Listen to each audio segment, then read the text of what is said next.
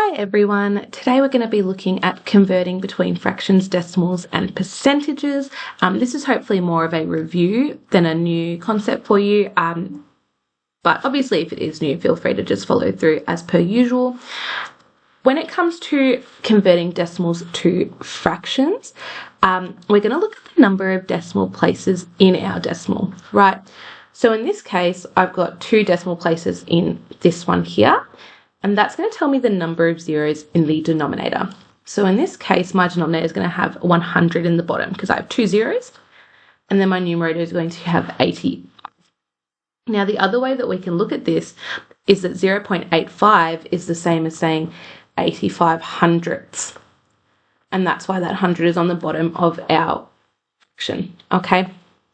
From there, we just want to simplify as per normal. So I would divide both of these by 5 because I say they can be divided by 5. And we'd have 17 over 20. Same idea here. I'm going to look at how many decimal places I've got.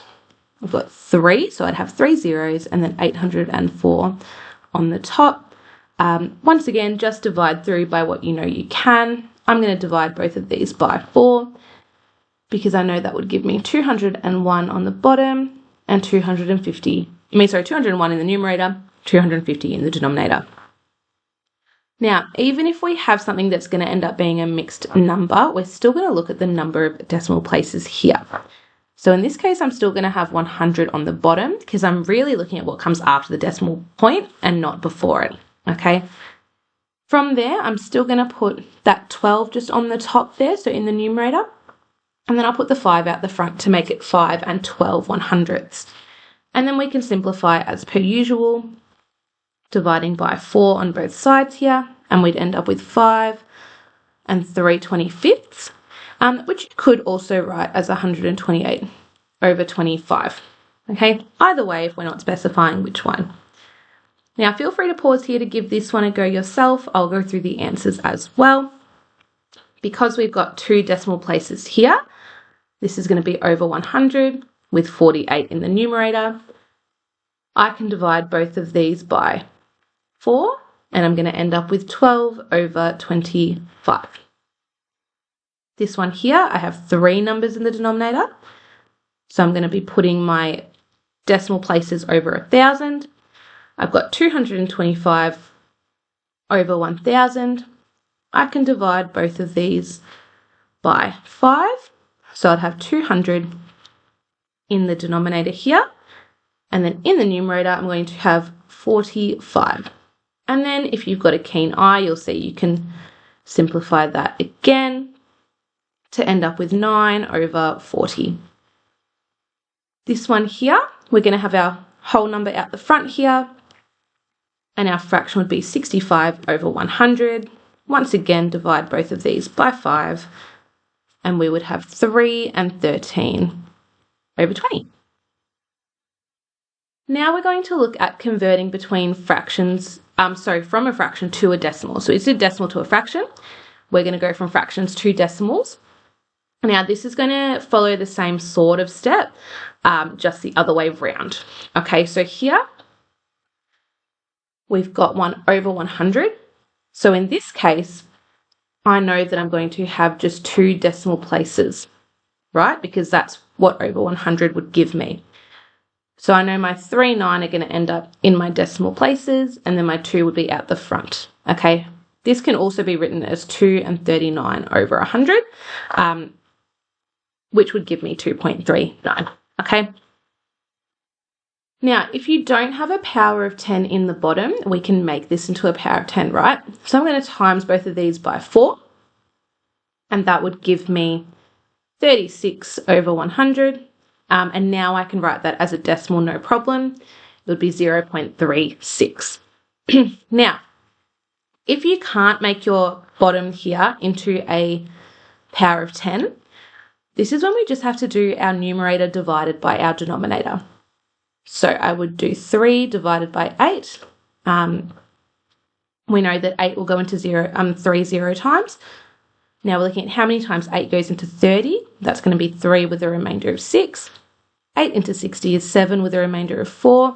And then 8 into 40 happens 5 times. Okay, so if you can't make that denominator a power of 10, then you're just going to have to do some division, and we would get 0.375.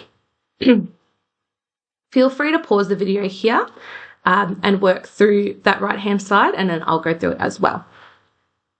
For this one, remember we can write this as 4 and 7/100ths, or we can go through with our usual method, saying that we've got two decimal places that are going to be 0 and 7, with our whole number component here being 4. Now, to make this one here into a decimal and give this a power of 100, I'm going to times both by 5.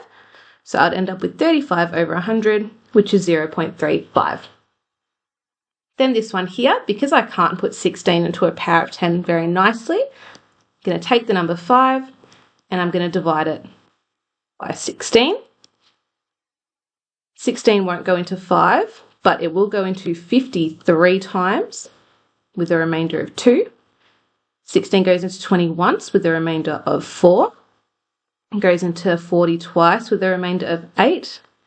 And then into 18 it will go 5 times. Okay, so 5/16 is the same as 0.3125. Now, going from percentages to fractions, one really key thing to note is percentage means out of 100, right? So any percentage I'm given, whether it's above 100 or not, is out of 100, okay? So to go from a percentage to a fraction, we're going to take our percentage, so in this case it's 160, and we're going to put that over 100. Then I'm going to simplify if I can. If I divide both of these by 20, I'm going to get 8 over 5, or if we made that into a mixed number, 1 3/5. Now, same thing here. I'm going to do 12.5 over 100. Now, we know that we hate decimals in that numerator, so I'm going to times this by 2 to make them all whole numbers. So it'll be 25 over 200, and then we can simplify. I can divide both of these by 25, and I'm going to end up with 1 over 8. Okay, feel free to pause here and give these ones a go yourself, but I'll go through them as well.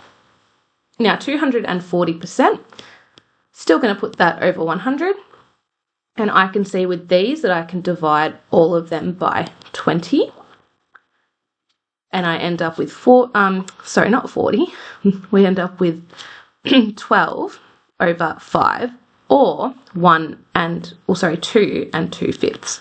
Okay. Then for 7.5%, same thing. I'm going to chuck it over 100, even though it is a decimal, and then I'm going to multiply by 2 to make sure that I have a whole number, and then we look at simplifying.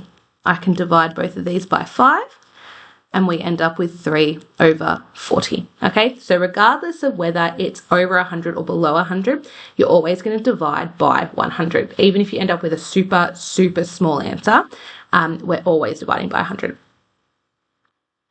Going from percentages to decimals is super duper easy compared to the fractions. And that's because when we divide a decimal by 100, we're just taking, let's say we do 3.76, for example. We're taking this decimal place and we're going to move it twice. So we're just going to move it to the left twice. All right. So if I've got 826, I'm going to move this decimal place twice. So it's equal to 8.26.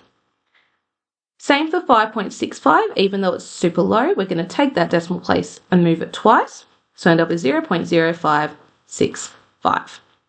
Feel free to pause here, but I'll go through these ones as well. We're going to take that decimal point next to the 0 and move it twice. So this is equal to 7.2. And same with this one here, move that decimal point twice and we end up with 0.126. Now, converting a fraction to a percentage, you're going to have to do a bit of working out for this one, but we're going to multiply by 100 regardless of what the fraction is. Now, if we multiply something by 100, this is the same as multiplying by 100 over 1. Remembering that for mixed numbers, we have to make everything improper first. So, I'm going to times 3 over 5 by 100 over 1. And then hopefully we can do some cross-cancelling like this, where I'm going to divide both of those by 5, we end up with 60 over 1, which is 60%. Okay? Same thing here. I'm going to make this fraction improper. Make it 9 over 5 times 100 over 1. Cross cancel the 4 and the 100. So I have 9 times 25, which is going to give me 225 over 1, which is 225%. Okay? For this one here, I'm going to do 2 over 3 times 100 over 1. That would give me 200 over 3, which we would just have to do some division for. Okay?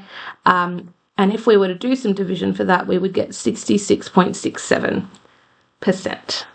Okay, that's rounded to 2 decimal places, or if we don't specify the number of decimal places, you can write it as 66.66 recurring. Okay, now feel free to pause the video here and have a go at these ones yourself, but I'll go through them as well. We're going to take 3/4 and we're going to times it by 100 over 1. Remembering that we can cross cancel here, so we've got 3 times 25 over 1 times 1, that's 75 over 1, which is 75%. Same thing here, I'm going to make this one improper first. I have 17 over 5 times 100 over 1. That's going to give me 17 times 20 over 1 times 1, which is 340 over 1, 340%. All right, and then lucky last for this one here, we're going to do 5 over 6 times 100 over 1. We're going to cross cancel some stuff here, so I'm going to end up with a 3 on the bottom here and 50 here. That's going to give me 250 divided by 3, and if we were to do some division for that one, we would end up